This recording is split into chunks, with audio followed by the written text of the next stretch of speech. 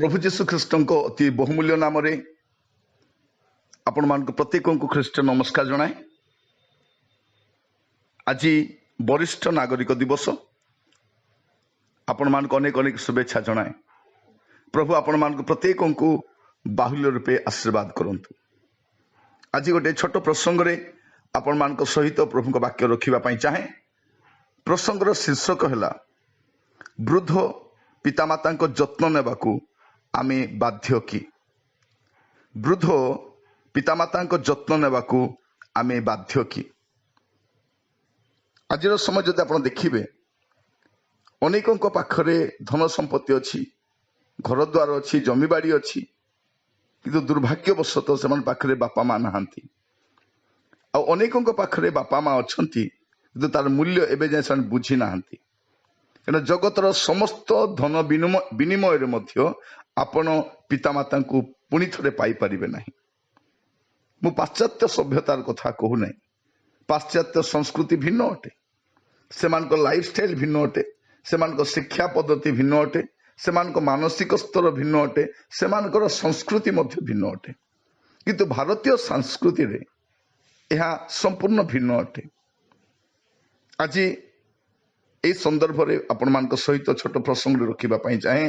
वृद्ध पितामाता जत्न नेबाकू आमे बाध्य कि। अनेक थर पिला माने कहती कौन जीवन सारा आमे बापा माँ जत्न नेबा, मु एका जत्न नेबी कि, मु कहीं जत्न नेबी, मोर तो सीमित संबल, मते चलवाई कष्ट होची, बापा माँ कहीं मु जत्न नेबी। यही मानसिकता आग नथिला एते, किंतु एही दिन मानकरे आमानकर शिक्षा पद्धति, आमानकर जीवन शैली, आम निजको बहुत सभ्य मन करूथिबारु मॉडर्नाइज कल्चर आसीबा द्वारा आमान को मध्य ए प्रकार भिन्न मनोभावटा बढ़िबार लागिछि। आज मु आपण मान सहित बाइबल रु केतोटी पद रखा चाहे। बाइबल परमेश्वर आमानकर आदि आ अंत जानती, आम सभ्यतार आरंभ आजिर एवं आगामी समय समस्त विषय जानती। तेणु से आगरू बाइबल रे केतोटी विषय लिखि देइछथि। वृद्ध पितामाता प्रति आमर मनोभाव किपरि हेबा दरकार। आज जो निम्न मानर मनोवृत्ति से प्रति मोर दुख भी रही। अनेक परिवार वृद्ध पितामाता माने अदरकारी मने हुंती।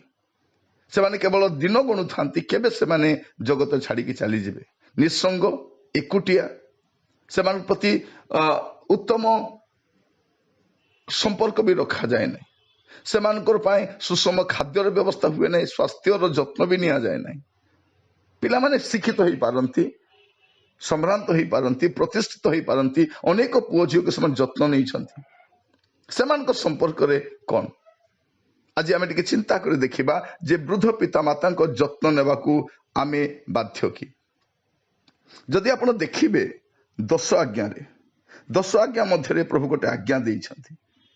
यात्रा पुस्तक 20 पर्व तार 12 पद लिखा जाए, तुम्हें अपना पिता और माता को, उभय को लिखा जाउची, तुम्हें अपना पिता और माता को संभ्रम करिवो, तहिरे तुम्हार सदाप्रभु परमेश्वर तुमको जो देश देवे से देश रे तुम्हें दीर्घ परमायु हेबो।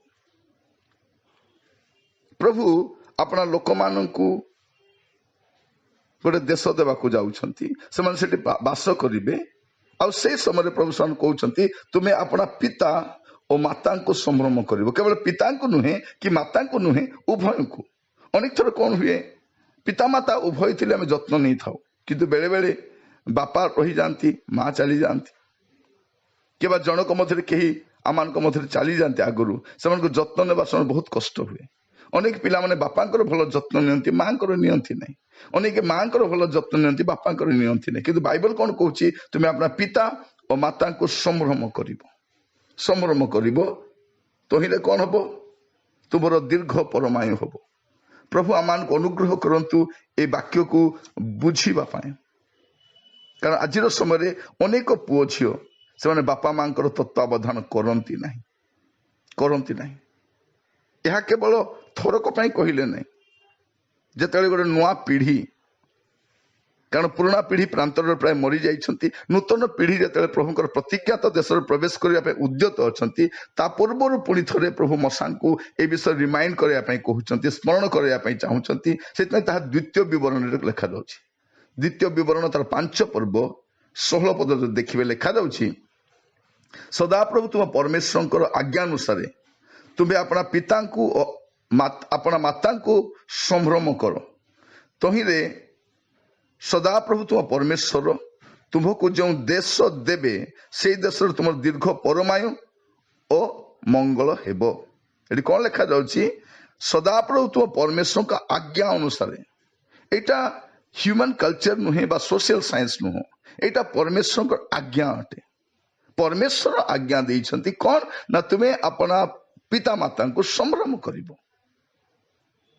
सेमान को सर्वाग्रे रखिवो आमर सम्मान शीर्ष स्थान से रहिबा दरकार सेमाने रहिबा दरकार किंतु दुर्भाग्यवशत ताहा आज देखा जाऊ नहीं आपण अनेक स्थान देखिबे पिता माता उपस्थिति पिला माने बुझी पारंती नहीं जो मैंने अपना पिता माता को हरई से पचारतु प्रिय भाई भौणी मैंने आपणकर धन संपत्ति हरइले आपण पुणी थे फेरी पाई पारिबे किंतु अपना पिता माता को हरइले पुणी थे फेरी पाइबे ए प्रकार संभावना नहीं आपण अनुताप करिवे से स्मृति रे आपण गुड़े विषय करें किंतु आपण से प्रति जो जत्न नेबाटा नहीं पारिबे नहीं प्रभु आम को अनुग्रह कर जब आप देखिए लेवी पुस्तक तार 20 अध्याय 9 पदरे लिखा जाଉଛି जे के अपना पिता कि अपना माता को शाप दिए से नितांत हत हब जे अभिशाप दिए से कौन हुए से नितांत हत हब से तार पिता कि तार माता को अभिशाप दे अछि ता उपरे तार रक्त बर्तिब देखतु यह बाइबल रो लिखित पद अटे आम नूतन नियम विश्वास हेबा द्वारा जे आम पिता माता को उपेक्षा करबा ताहा नुह एटी लिखा जाଉଛି जे कही आपण ही पारंती मु ही पारे बा जे कही पारे जे कही अपना पिता कि अपना माता को शाप दिए अनेक स्थान में अभिशाप से दौचु आम कहूँ ए प्रकार कथा गुड़ा व्यवहार करूँ जे बापा माँ से हृदय सही जाउछंती किंतु सेमान को कि प्रकार लगुच आपण थोड़े जदि बुझी पारिबे आपण मध्य दिने वृद्धावस्था आसबे से समय आपण पिला माने जो आपण से प्रकार कटु व्यवहार करेंगे से समय आप बुझी पारिबे वर्तमान बुझी पारिबे नहीं अभिशाप दियंती अनेक तो देखिए हितोपदेश तार 20 पर्व तार 20 पद लिखा जाଉଛି जे अपना पिता कि अपना माता को अभिशाप दिए घर अंधकार रे ताहार प्रदीप निभा जीव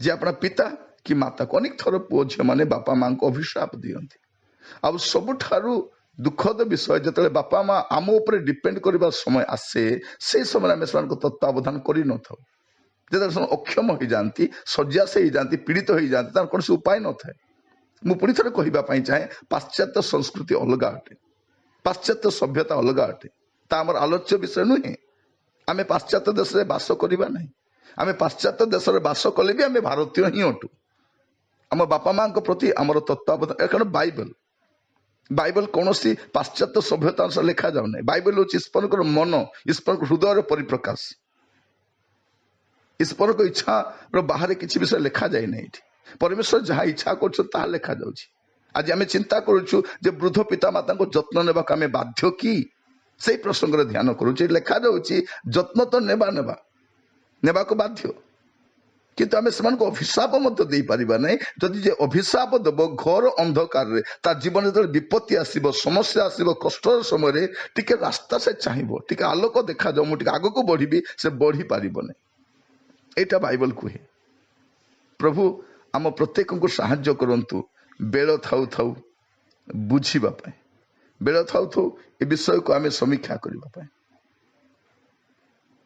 तो आप देखिए हितोपदेश तार 30 पर्व तार 11 पद लिखा जाଉଛି जो माने अपना पिता को अभिशाप दियंती पुणी अपना माता को आशीर्वाद करती नहीं एपरी एक वंश अच्छी आज ए प्रकार पीढ़ी अच्छी जो माने कौन करती अपना पिता को अभिशाप दियंती साप दियंती पुणी अपना माता को आशीर्वाद करती ना से आशीर्वाद कारण हुंती ना ए प्रकार गोटे पीढ़ी ए दिन मान आम चारिआडे देखुछु आज आपण मान सम्मुख में वाक्य मु जहाँ रखुची प्रिय भाई भौणी माने हृदयर कष्ट सहित मु आपण मान सहित रखापी चाहे बेले बेले मु केवल साधारणतः वाक्य रखे ना मोर हृदयर जंत्रणा भी आपण मान सहित सेयर करें आम चारिआडे जाऊँ विभिन्न स्थान को जाऊँ अनेक परिवार बापा माँ को एत जत्न सुंदर नि जाए देखिले आश्चर्य लगे सतरे केते सौभाग्यशाली अटंती किंतु अनेक परिवार वृद्ध पिता माता मान अच्छा जो मान कहीं तत्वावधान करती नहीं जो मान कहीं कौन जत्न नियंती नहीं से अपेक्षा करते खाद्य अपेक्षा करते मेडिसिन अपेक्षा करते कि टे कथा ही था कि कारण वार्धक्य समय निसंगता ठार बड़ रोग किसी ना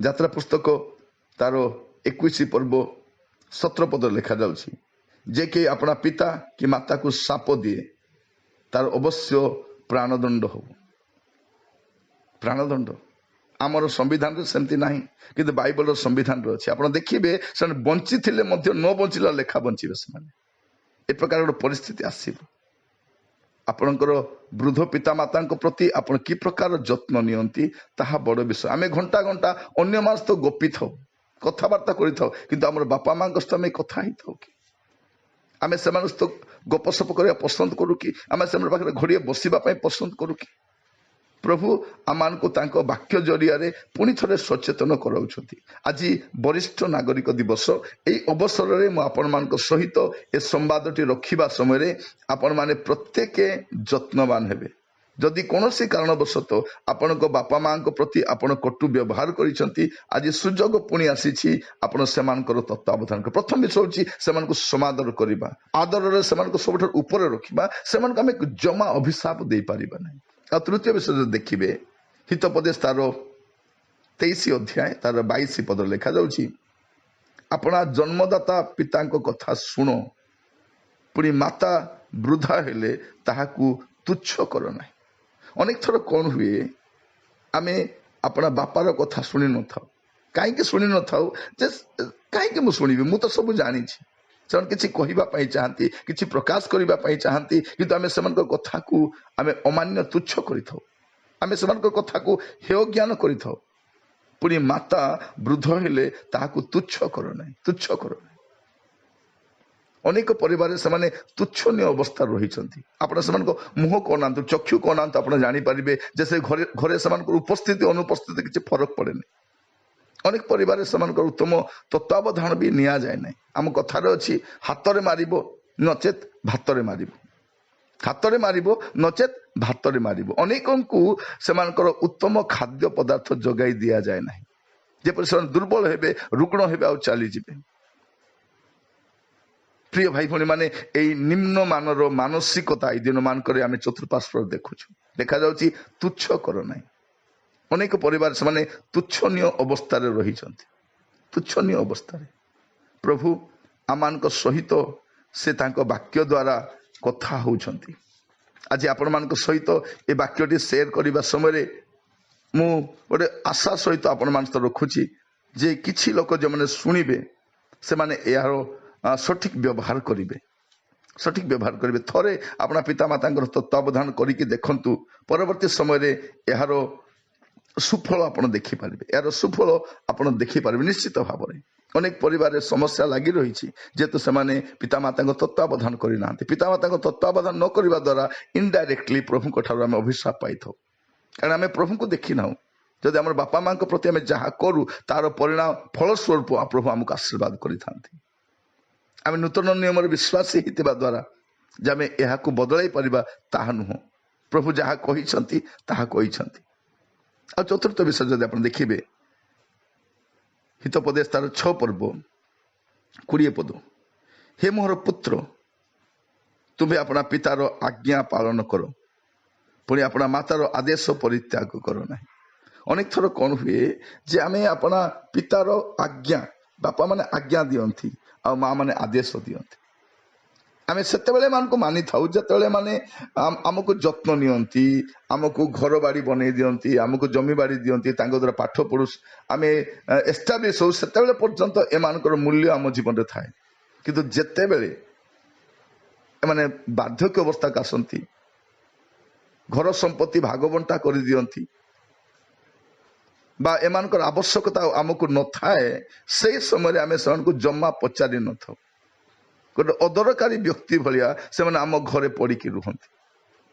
अदरकारी से केतबेले खाती किपर अवस्था रुहति तामें तत्वावधान कर न था ए प्रकार एक पुत्र संतान माने अच्छी झील मैंने अच्छी बोहू मैंने अच्छी ए प्रकार एक मानसिकता आसी जाऊँगी जे से आम अदरकारी आम से जत्न नहीं न था आम से प्रति आम आखि फेरे दे था ए प्रकार एक समय ए दिन मानक आम देखुचु प्रभु आमान को अनुग्रह करंतु प्रिय भाई भौणी माने गोटे अपेक्षार सहित आग्रहर सहित ए संवादटी मु प्रस्तुत करुछि जहा द्वारा आपण माने आपणार वृद्ध पिता मातांकर जत्न नेबे आज प्रसंग होछि वृद्ध पिता मातांकर जत्न नेबा को आमे बाध्य कि निश्चित भाव में बाध्य अटु ए आमर दायित्व ए आमर सर्वाग्रे कर्तव्य अटे जो पितामाता आमान जत्न नेले तत्वावधान कले जो मान द्वारा आज एस्टाब्लिश होइछु परिचय पाइछु संभ्रांत होइछु बंचिबार राह पाइछु गोटे छात पाइछु आज आम व्यवसाय वाणिज्य चाकरी करी बंची पारुछु आज से प्रति आमर ए प्रकार एक निम्न मानर मनोवृत्ति केमिति आसुछि मु ताहा बुझी पारे नै आउ सबुठारु आ गोटे भयंकर विषय आपण देखिबे यात्रा पुस्तक तार 21 पर्व तार 15 पद लिखा जाउछि पुणी जे कहीं अपना पिता कि माता को प्रहार करे तार अवश्य प्राणदंड हो अनेक स्थान आम देखुछु जे पिला माने अपना बापा मां को मारुछंती प्रहार करुछंती किए तो कथारे मारुछि किए तो हाथ में मारुछि से कथा एत कटु थाए जे से बाधे से अभिमान करती प्रहार करिबो नाही प्रभु आज आम को प्रत्येक को अनुग्रह करंतु ए वाक्य शुणा समय जदि आपणकर व्यवहार द्वारा आपण बापा मां को आपण प्रहार करिसंती अनेक तो हस्तरे प्रहार करती बाड़ी रे मारती धकिया मारती घर बाहर कर दियंती ए प्रकार आम गुड़े स्थान आम देखुचु प्रहार करिबो नाही वृद्ध पिता माता जत्न नेबाकू पड़िबो ता सहित आदर सहित सम्मान सहित लिखा जाउछि प्रहार करिबो नाही जे प्रहार करिबो बापा मां तो किछि करि परिबे नै किंतु प्रभु कहउछंती तार अवश्य प्राणदंड होबो आपण देखिबे अनेक स्थान रे हठात लोक चली जाती कि एक्सीडेंट चली जाए कि मेडिकल रे जाय कि रिकवर करि पारे नै कि बाथरूम रे पड़ी कि चली जाए अनेक प्रकार मृत्यु हठात तार जॉब रे से प्रॉस्पर करबा सो हठात चली जाए ता पछरे जदि आपण देखिबे कोनोसी ना कोनोसी स्थान रे से अपना पिता माता को अवज्ञा करिछि कारण जीवन देवा परमेश्वर से जीवन नहीं भी पारती जीवन रक्षा करि पारती दीर्घायु मध्य दे पारती देखा जाउछि ताहार अवश्य प्राणदंड होबो अवश्य प्राणदंड होबो प्रिय भाई भौणी माने प्रभु आमान को तांकर वाक्य द्वारा स्पष्ट भाव में कथा होउछंती आज आम परिवार रे आमर वयस्क पितामाता माने उपेक्षित अटंती लांछित अटंती अदरकारी अटंती अपदार्थ भलिया मने हुए से मानसिकता को परित्याग करंतु नचेत आमर पीढ़ी रे प्रिय भाई भौणी माने आमर घर जेते बड़ होना कहीं जेते सामान रहुना कहीं जेते अभिजात्य आम वृद्धि करूना कहीं जदि आम घरे वृद्ध पिता माने नाहांती पिता माता नाहांती से घरर मर्यादा कौन आमको से घरे शांति भी नथिबो बा से घरे समृद्धिर कौन मूल्य भी नथिबो कारण से उपस्थिति जगतर समस्त धन संपत्ति ठारू अधिक अटे प्रभु आमान को साहाय्य करंतु आमान को साहाय्य करंतु आम जो सोशल मीडिया रे देखुच अनेक स्थान रे बापा मां प्रति अनेक खराब व्यवहार करा जाए से प्रहार करिबार दृष्टांत आम देखुचु से खुंटरे बांधिकी मारी दिया जाए से अनेक कष्ट दि जाए से समय समाज निशब्द थाए प्रतिक्रिया भी न थाए ए प्रकार एक कलुषित मनोभाव दिन मान आम देखुचु मु आपण मान सहित रखापी चाहे जे वृद्ध पिता माता आम जत्न नेबाक बाध्य अटु कारण परिणति बयस से आम निर्भर करती आमर कर्तव्य आम से जत्न नेबा सेमानकर जत्न नेबा आमर कर्तव्य अटे प्रभु आमान को तांकर वाक्य जरिया रे से सचेतन कराउछंती शिक्षा दौछंती प्रभु आमान को प्रत्येक को ସାହାଯ୍ୟ କରନ୍ତୁ। ଏ ବାକ୍ୟ ଶୁଣିବା ସମୟରେ ଆମେ ନିଜକୁ ସୁପ୍ରସ୍ତୁତ କରୁ। ପ୍ରଭୁ ଆମମାନଙ୍କ ସହିତ ତାଙ୍କ ବାକ୍ୟ ଜରିଆରେ ସେ ଗୁଡ଼ାଏ କଥା ସେ ପ୍ରକାଶ କରୁଛନ୍ତି। ପ୍ରିୟ ଭାଇ ଭଉଣୀମାନେ, ପ୍ରଭୁ ଆପଣମାନଙ୍କ ପ୍ରତ୍ୟେକଙ୍କୁ ଦୟା କରନ୍ତୁ, ଅନୁଗ୍ରହ କରନ୍ତୁ। ଆଜି ଏଟଲିଷ୍ଟ ଆପଣଙ୍କର ଜୀବନର ଏହି କାର୍ଯ୍ୟଶୈଳୀକୁ ଆପଣ ବଦଳାନ୍ତୁ, ନଚେତ୍ ପରବର୍ତ୍ତୀ ସମୟରେ ଏହା ଆମ ପାଇଁ ଅତି କଷ୍ଟଦାୟକ ହେବ। ଆଉ ଗୋଟେ କଥା ରଖିବା ପାଇଁ ଚାହେଁ, ତାହା ହେଉଛି ଷଷ୍ଠ ବିଷୟ। ପ୍ରଥମ ବିଷୟ କହିଥିଲି ପିତାମାତାଙ୍କୁ ସର୍ବାଗ୍ରେ ସମ୍ମାନ ଦେବା। ଦ୍ୱିତୀୟ ବିଷୟ, ସେମାନଙ୍କୁ ଜମା ଅଭିଶାପ ଦେବା ନାହିଁ, ସେମାନଙ୍କୁ ଆମେ ତୁଚ୍ଛ କରିବା ନାହିଁ। ଚତୁର୍ଥରେ, ସେମାନଙ୍କୁ ଆମେ ସେମାନଙ୍କ କଥାକୁ ମାନିବା, ସେମାନଙ୍କ କଥାକୁ ରଖିବା। ପଞ୍ଚମରେ, ପ୍ରହାର କରିବା ନାହିଁ। ଆଉ ଷଷ୍ଠ ବିଷୟ, ହିତୋପଦେଶ ତାର 30 ପର୍ବ 17 ପଦ। ଯେଉଁ ଚକ୍ଷୁ ଆପଣା ପିତାକୁ ପରିହାସ କରେ ଓ ମାତାର କଥା ମାନିବାକୁ ତୁଚ୍ଛ ବୋଧ କରେ, ତାହା ଉପତ୍ୟକାର ଡାମରା କୁଆମାନେ କାଢ଼ି ପକାଇବେ, ପୁଣି ଉତ୍କର୍ଷ ପକ୍ଷୀର ଛୁଆମାନେ ତାହା ଖାଇବେ। ଲେଖାଯାଉଛି, ଯେଉଁ ଚକ୍ଷୁ ଆପଣା ପିତାକୁ ପରିହାସ କରେ ଓ ମାତାର କଥା ମାନିବାକୁ ତୁଚ୍ଛ କରେ, ମାର କଥାକୁ ତୁଚ୍ଛ କରେ ଆଉ ବାପାକୁ ପରିହାସ କରେ। ଆଜିର ସମୟରେ ଆମ ଘରେ ସେମାନେ ଗୋଟେ ପରିହାସର ବିଷୟ ହେଇଯାଇଛନ୍ତି, ଗୋଟେ ଥଟ୍ଟା ପରିହାସର ବିଷୟ ହେଇଛନ୍ତି। ଏହା ସବୁଠାରୁ ଦୁଃଖଦାୟକ ବିଷୟ ଅଟେ। ସେମାନେ ଆମ ଘରର କାର୍ଟୁନ ନୁହନ୍ତି, ଆମର ହାସ୍ୟ ପରିହାସର ବିଷୟ ନୁହନ୍ତି। ସେମାନେ ଅନେକ ଥର ଛୋଟ ଛୁଆମାନେ ମଧ୍ୟ ବୟସ୍କ ବାପା ମାମାନଙ୍କୁ ପରିହାସ କରନ୍ତି, କିନ୍ତୁ ଘରର ବାପା ମା କେବେ ବି ସେମାନଙ୍କୁ ମନା କରନ୍ତି ନାହିଁ, କାହିଁକି ତୁମେ ସେ ପ୍ରକାର କରୁଛ ବୋଲି।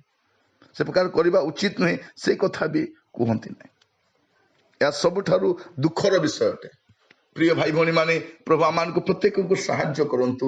ଆଜି ଆମେ ଗୋଟେ ସଂକଳ୍ପ ନେବା ଦରକାର ଯେ ଆମେ ବୃଦ୍ଧ ପିତାମାତାଙ୍କର କି ପ୍ରକାର ଯତ୍ନ ନେବା। ଆମେ ତତ୍ପର ହେବା। ଅଳ୍ପ ସମୟ ସେମାନେ ଆମ ସହିତ ରହିବେ, ସେମାନଙ୍କ ଅଧିକାଂଶ ସମୟ ସେମାନେ ଅତିବାହିତ କରିସାରିଛନ୍ତି। ଅନେକ ବୃଦ୍ଧାବସ୍ଥାରେ ରହିଛନ୍ତି, ଅନେକ ରୁଗ୍ଣ ରୋଗାକ୍ରାନ୍ତ ଅବସ୍ଥାରେ ରହିଛନ୍ତି। ହୁଏତ ଅଳ୍ପ ଦିନ ପରେ ସେମାନେ ଆମମାନଙ୍କ ଠାରୁ ଦୂରେଇ ଯିବେ।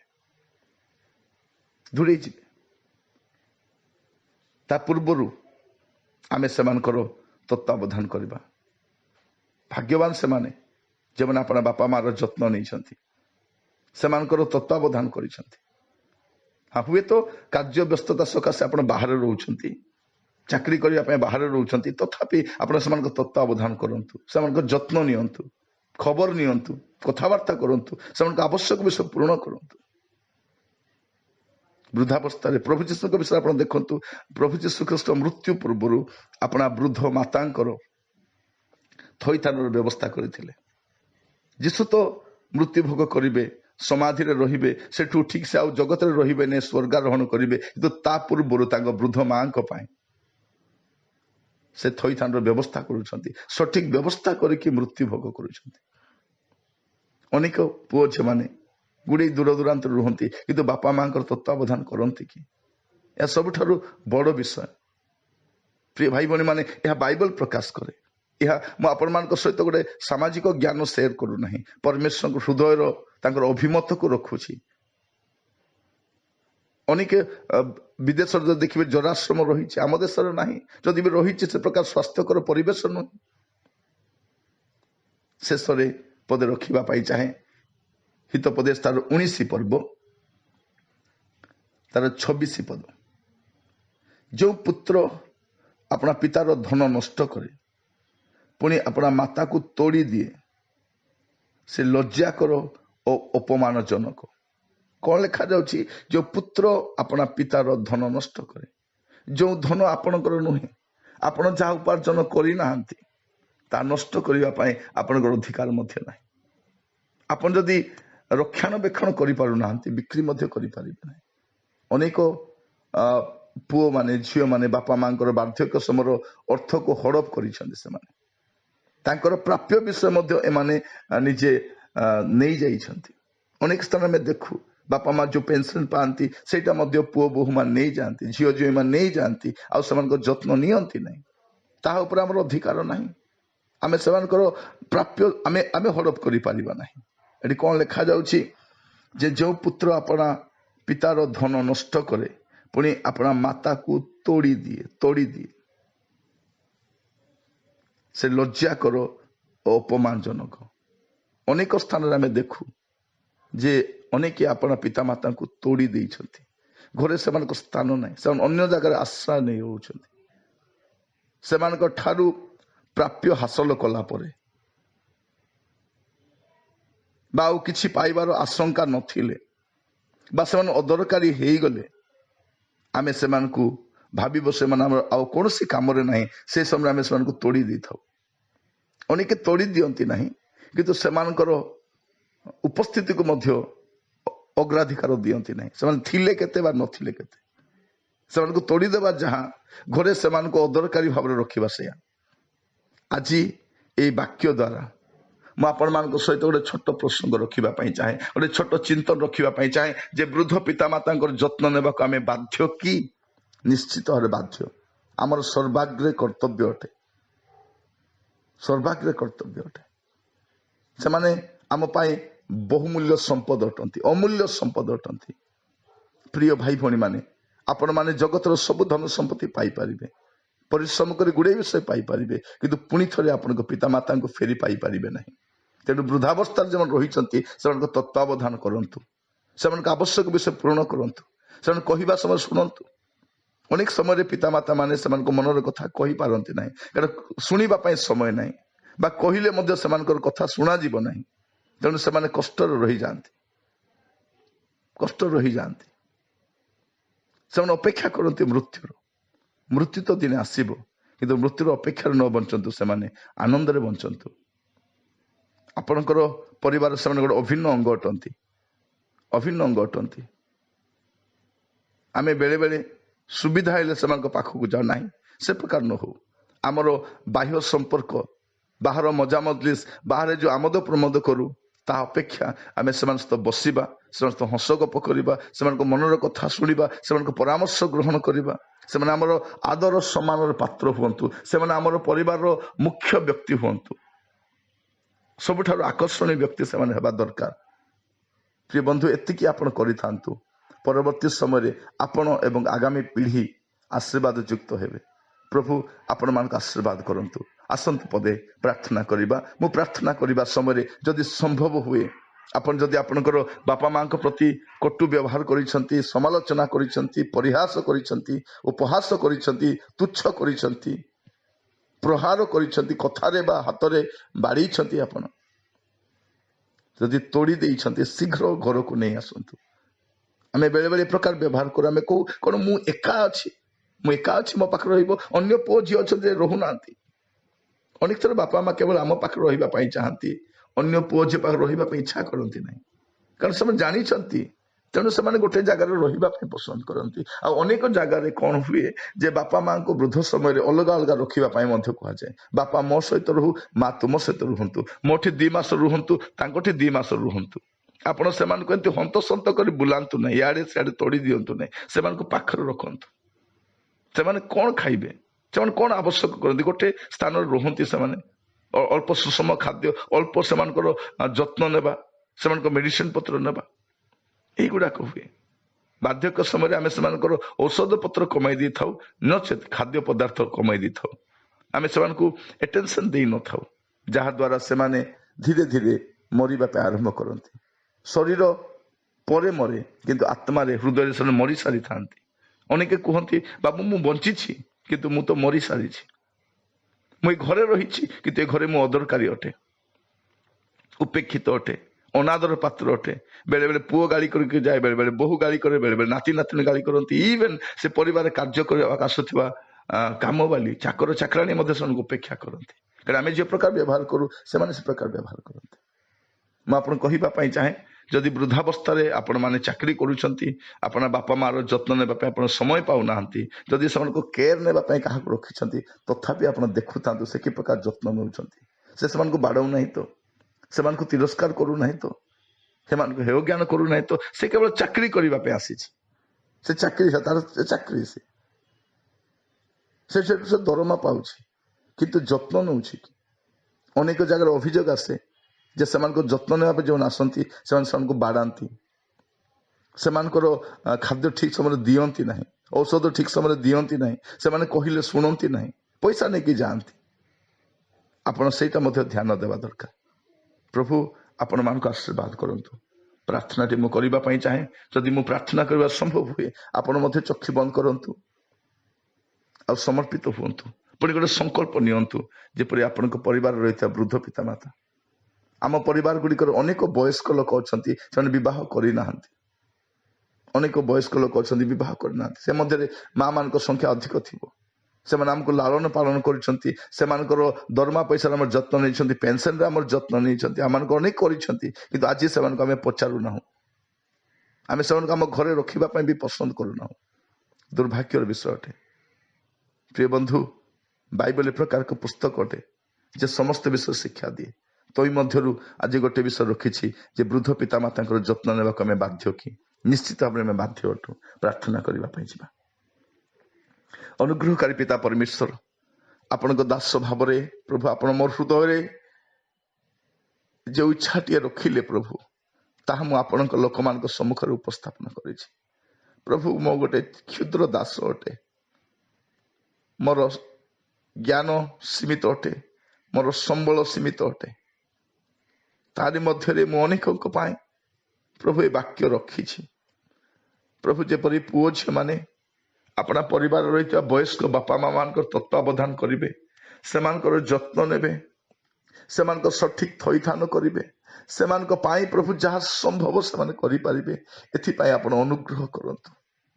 ପ୍ରଭୁ, ସେମାନେ ଯେ ଆମ ପାଇଁ କେତେ ଆବଶ୍ୟକ, ସେମାନେ ଯେ ଆମ ପାଇଁ କେତେ ଜରୁରୀ ପ୍ରଭୁ, ଏହା ଆଜି ବୁଝିବା ପାଇଁ ସାହାଯ୍ୟ କର। ଅନେକ ପରିବାରରେ ବୟସ୍କ ବାପା ମା ଅଛନ୍ତି, ସେମାନଙ୍କର କେହି ଯତ୍ନ ନିଅନ୍ତି ନାହିଁ। ପ୍ରଭୁ, ସେମାନେ ମୃତ୍ୟୁ ଭୋଗ କଲା ପରେ, ସେମାନେ ଆମ ଠାରୁ ଦୂରେଇ ଗଲା ପରେ ଆମେ ସେମାନଙ୍କର ଅନୁପସ୍ଥିତି ପାଇଁ କାନ୍ଦିବା ଅପେକ୍ଷା ବଞ୍ଚିଥିବା ସମୟରେ ସେମାନଙ୍କ ତତ୍ତ୍ୱାବଧାନ କରିବା ଭଲ, ଏହା ବୁଝିବା ପାଇଁ ସାହାଯ୍ୟ କର। ପ୍ରଭୁ, ଅନେକ ଆପଣା ପିତାମାତାଙ୍କୁ ସମାଦର କରନ୍ତି ନାହିଁ, ବାର୍ଦ୍ଧକ୍ୟ ବୟସରେ ଅଜ୍ଞାନ କରନ୍ତି, ସେମାନଙ୍କୁ କ୍ଷମା କର। ଅନେକ ଅଭିଶାପ ଦେଇଛନ୍ତି ପ୍ରଭୁ, ତୁ କାହିଁକି ମରିଯାଉନୁ, ତୁ କାହିଁକି ବଞ୍ଚିଛୁ, ଏ ପ୍ରକାର ଅନେକ କଟୁ କଥା କହିଛନ୍ତି, ସେମାନଙ୍କୁ କ୍ଷମା କର। ଅନେକ ପରିବାର ସେମାନଙ୍କୁ ତୁଚ୍ଛ କରିଛନ୍ତି ପ୍ରଭୁ, ପ୍ରହାର କରିଛନ୍ତି, ବାପା ମାଙ୍କୁ ବାଡ଼େଇଛନ୍ତି, ବୟସ୍କ ଅବସ୍ଥାରେ ସେମାନଙ୍କୁ ପ୍ରଭୁ ସେମାନଙ୍କୁ ଖରାପ ବ୍ୟବହାର କରିଛନ୍ତି, ପରିହାସ କରିଛନ୍ତି, ଘରୁ ଅନେକ ପରିବାର ତୋଡ଼ି ଦେଇଛନ୍ତି ପ୍ରଭୁ, ବାହାର କରିଦେଇଛନ୍ତି। ତୁ ଯା, ସେ ପୁଅ ପାଖକୁ ଯା, ସେ ଝିଅ ଘରକୁ ଯା, ତୁ କୋଉଠି ରହିବୁ ରହ, ଏ ପ୍ରକାର ବ୍ୟବହାର ଗୁଡାକ କରିଛନ୍ତି। ସେମାନଙ୍କ ଠାରୁ ପ୍ରାପ୍ୟ ହାସଲ କଲା ପରେ ସେମାନଙ୍କ ଠାରୁ କିଛି ପାଇବାର ଆଶଙ୍କା ନଥାଇକି ପ୍ରଭୁ ଅଦରକାରୀ ମନେ କରିଛନ୍ତି ସେମାନଙ୍କୁ। ପ୍ରଭୁ ଦୟାକରି ସାହାଯ୍ୟ କର। ପ୍ରଭୁ, ଏ ବାକ୍ୟ ଦ୍ୱାରା ଆପଣ ଅନେକଙ୍କ ସହିତ କଥା ହେଇଥିବାରୁ ମୁଁ ଧନ୍ୟବାଦ ଦେଉଛି। ପ୍ରଭୁ, ଆପଣଙ୍କର ଦାସ ଭାବରେ ହୃଦୟର ବୋଝ ପ୍ରଭୁ ମୁଁ ରଖିଛି। ଆପଣଙ୍କ ଆତ୍ମାଙ୍କର ଉପସ୍ଥିତିରେ ଆପଣ ମୋ ହୃଦୟରେ ଯେଉଁ ସଂକଳ୍ପ ରଖିଲେ ତାହାକୁ ମୁଁ ପ୍ରକାଶ କରିଛି ପ୍ରଭୁ, ବିଶ୍ୱସ୍ତ ଭାବରେ ମୁଁ ରଖିଛି। ପ୍ରଭୁ, ଆପଣ ଜାଣନ୍ତି, ଆପଣ ଦୟା କରନ୍ତୁ, ସାହାଯ୍ୟ କରନ୍ତୁ। ଏ ବାକ୍ୟର ସୁଫଳ ଦେଖିବା ପାଇଁ ଅନୁଗ୍ରହ କରନ୍ତୁ। ପ୍ରାର୍ଥନା ଶୁଣିଥିବାରୁ ଧନ୍ୟବାଦ ଧନ୍ୟବାଦ। ପ୍ରତ୍ୟେକଙ୍କୁ ଆଶୀର୍ବାଦ କରନ୍ତୁ, ଯୀଶୁଙ୍କ ପ୍ରିୟ ନାମରେ ମାଗିଲି, ଆମେନ୍। ପ୍ରଭୁ ଆପଣମାନଙ୍କୁ ପ୍ରତ୍ୟେକଙ୍କୁ ଆଶୀର୍ବାଦ କରନ୍ତୁ। ଯଦି ବାକ୍ୟ ଦ୍ୱାରା ଆପଣ ଉପକୃତ ହୋଇଛନ୍ତି, ଅନ୍ୟମାନଙ୍କୁ ମଧ୍ୟ ସେୟାର କରନ୍ତୁ। ଏ ବାକ୍ୟ ଦ୍ୱାରା ଯେପରି ସେମାନେ ବି ସଚେତନ ହେବେ। ପ୍ରିୟ ଭାଇ ଭଉଣୀ ମାନେ, ବୃଦ୍ଧ ପିତାମାତା ଆମ ପାଇଁ ଅମୂଲ୍ୟ ସମ୍ପଦ ଅଟନ୍ତି। ଆମେ ସେମାନଙ୍କ ଯତ୍ନ ନେବା। ପ୍ରଭୁ ଆପଣମାନଙ୍କୁ ଆଶୀର୍ବାଦ କରନ୍ତୁ। ଧନ୍ୟବାଦ।